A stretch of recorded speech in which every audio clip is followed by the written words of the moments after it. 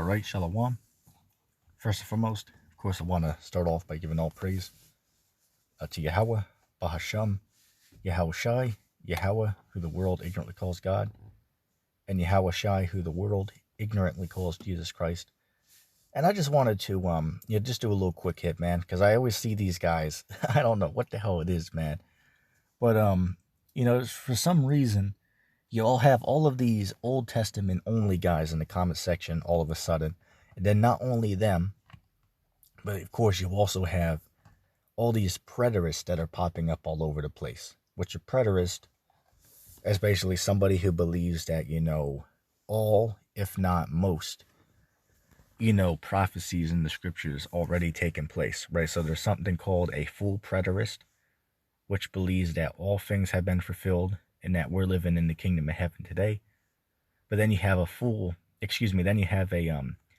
partial preterist, which is somebody who believes that a majority of prophecies have been fulfilled, but not all of them. Like, I'll give an example. They believe that the MO, right, Revelation 13:16, that already happened.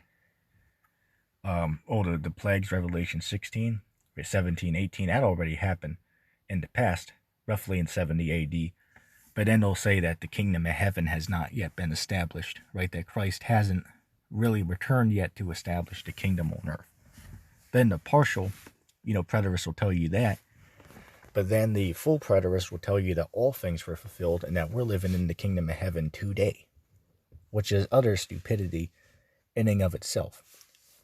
Okay, but the first question you'd have to ask dealing with preterism is, whenever I watch a video, somebody trying to give a presentation, about these things, coming to pass back then, for some reason, I never see, evidence outside of the scriptures to support the authenticity of their statement. I'll give an example. Revelation 1:7, he comes with clouds and every eye shall see him, right? Every eye is going to see the Lord. So if this already happened, we should see some type of, documented, account that we can look at and read of everyone seeing, the Christ return. But we don't have any of those. Okay, so we don't have any accounts. We don't have any proof that these things already taken place in the past. Okay, so just off of that statement, I could end the video with that. Okay, because there's no proof that any of these things that they're saying is actually true, just to start with.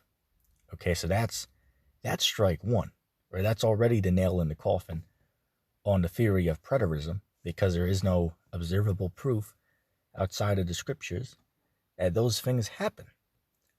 I'll give an example. I know that, let me use for an example, that the Red Sea crossing happened. I know that. Why? Because if you go to the coast of the the Nuweiba Beach, they've done scuba diving. I should say, excuse me. They've been scuba diving, in the Nuweiba Beach over there in the coast, right on the Red Sea, and they found, chariot parts and chariot wheels.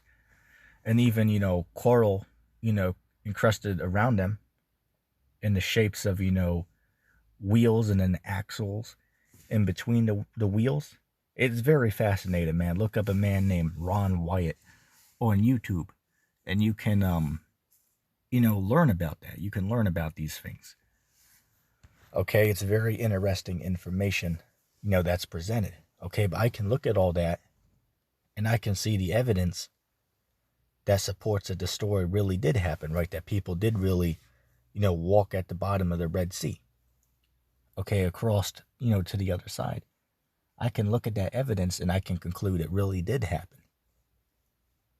Or I also can believe that the story of Noah's Ark really did happen, and that there was a global flood. Because first of all, they found Noah's Ark where the scripture said it laid to rest on, right? The mountains of Ararat. I believe, what is that? Genesis the 19th, not the 19th chapter, the 9th chapter, Genesis chapter 9. It tells you that the the ark came to rest on the mountains of Ararat. And guess what? They found it over there. They found a boat that's literally the same length as described in the scriptures, and they date it to be 5,000 years old. They found it. As I said, look it up. This is all available. If you look at it, you'll find it. Okay? Or I'll give this example. They found ancient coins that show, for an example, they found a coin that shows the name Hezekiah, on it, and they've also found a coin that has the name Isaiah on it, which are men who are mentioned in the scriptures. So once again, that bears authenticity to the text. Then also, they found Mount Sinai as well, which is over in Saudi Arabia. If you go to, Galatians, the 4th chapter, it tells you that Mount Sinai is located in Arabia. So they found it over there, man. Okay, look it up on YouTube. Look up YouTube Mount Sinai in Saudi Arabia, and you'll find what I'm talking about. Okay, everything there matches the story, right? They have a split rock. Not far from there, they have an altar with menorahs and calves, carved into the rock. The mountain has a burned top to it. I mean, it's all the evidence is there, man. Only a damn fool couldn't accept the evidence presented. Okay? So the reason why I'm mentioning all that is it shows that what we're saying is true. Okay? But as far as these preterists go, they're just like saying, well, that happened. It's like, okay, well, can you prove that happened?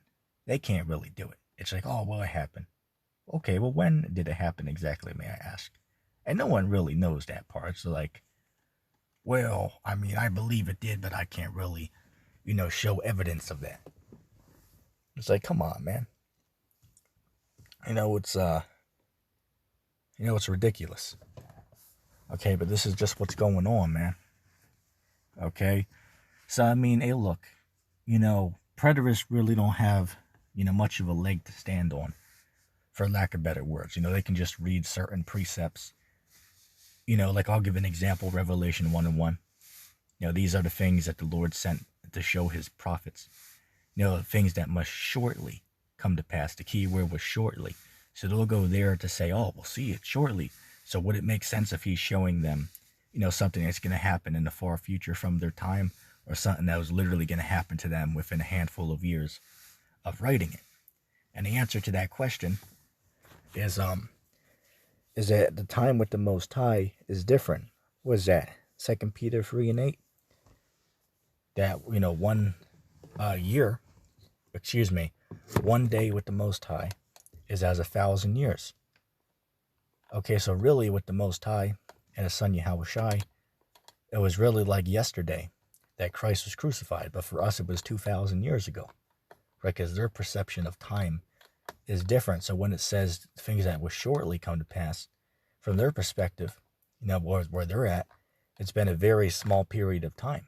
Okay, but from where we're at, it seems like it's taken, a longer period of time, to take place. Okay, so they can't use that argument. They just misunderstand the, the scriptures. Which I'm not going to go for too much longer. It's clear and to the point, man. Okay, anybody teaching preterism, whether it be partial preterism or full preterism, doesn't know the scriptures. Okay, they don't know what the hell is going on, man. Like, I'll give an example. Someone said that the MOB already happened. You know what I'm talking about. In the past, you ask them, okay, well, what was it in the past, and what date did it occur, and what reason did it occur? No one knows, right? They'll sit there and say it did, but they don't really know exactly when it happened, if that makes sense. They're just sitting there saying something did, but they don't really know why or how. Isn't that intriguing? You can sit there and tell you something, but then when the evidence needs to be presented to support it, they don't have it. It's it's pretty funny, if you ask me. But anyway, I'm going to call that the video there. Hope that was edifying, and I'm going to say shalom.